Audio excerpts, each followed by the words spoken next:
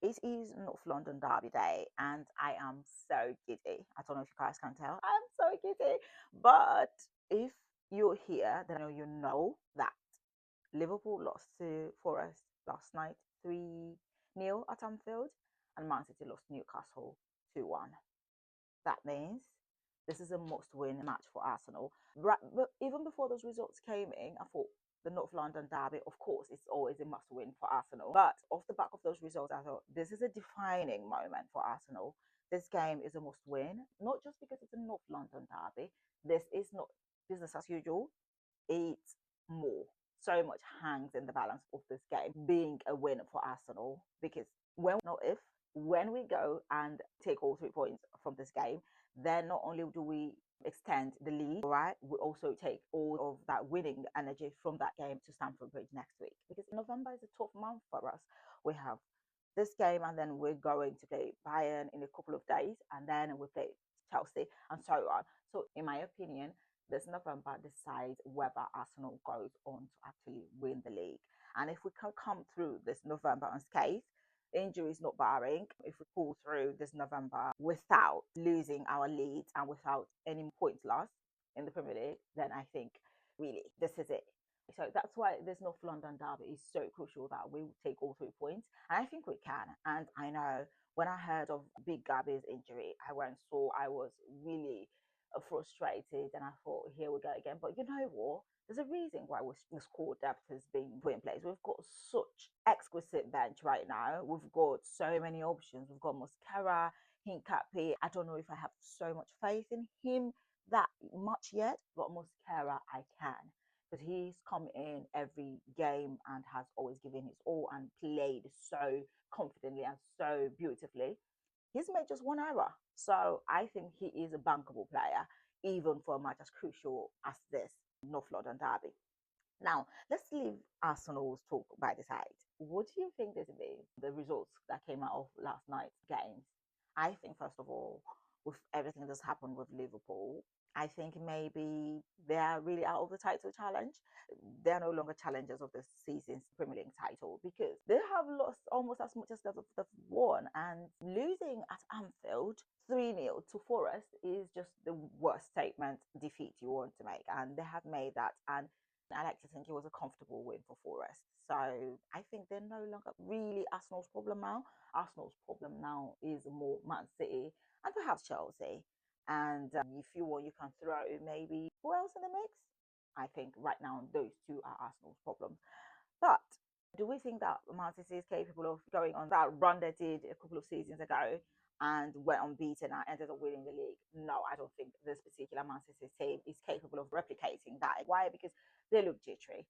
All right. Yesterday's game, they could have scored. Foden had a few chances. Foden could have scored there, and Haaland, of course, the extra finisher. But right now, it feels like when Haaland is not scoring, no one else is really rising up to the occasion. All right. And they're so easy to score against now as well.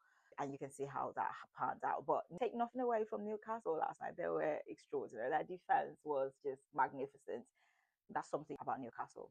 Passion, energy, the place was just reverberating. It was something else. It was such an exciting game to watch. I enjoyed every minute of it. Of course, I know the team I wanted to win, so I wasn't an impartial supporter. I or fan, but it was a great match to watch. Now, let me touch on Liverpool. Liverpool, I think, slot maybe a bit out of his depth. First of all, I always think Ekitike is one of so far your most prolific buys during the summer. You were out in the summer and had a wondrous transfer window. Now it does not seem to be working or clicking just yet, but one is working. So it has got Frimpong that played well but injured, right? But Ekitike, so far he has delivered. Why does he never start? You have a squad that is struggling. Why does the one who has been delivering not start? He's always coming off the bench, if anything at all. So I think he may be out of his depth. Yes, he came in, swooped in last season and soared on the wings of an existing perfect team. But there's a reason why the English Premier League is the most exciting and the biggest in the world because it has a way of humbling even the most experienced and biggest managers. All right. So now it's time for him to experience the Premier League as it is, and he is actually experiencing it. Do I think he should lose his job? I don't think so. Every team goes through that. Pep went through it. Arsenal's been through it. Everyone goes through it.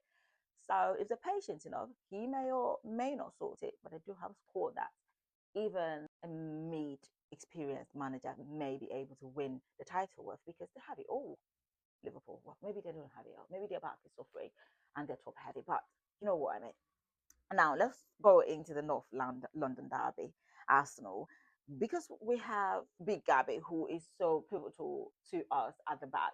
Not only is he the most prolific defenders, he also is a leader. You see how he leads that position, and just overall on the pitch, the attitude and the energy he brings. That is something that will be missing. Now, is he replaceable? Perhaps not, but we have options. That's something we've lacked in the past several seasons back. But now we've got so many options. We've got Mascara, we've got Hincape, and we even have Benny Blanco. Sorry. Ben White could even come in as a central defender if necessary. Now, I don't know what you're thinking. What are your predictions for how that back is going to be set up? First of all, we also have Lewis Kelly there. So I think Ateta is going to start Saliba, of course, and Timber, of course. Those two are standards that are going to start the game.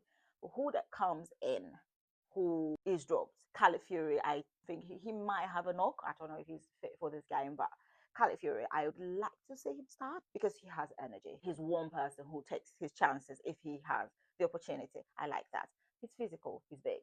I like that. So perhaps Saliba, Timber, Cali, and Muscara. Start the Giants. Let's start the Giants.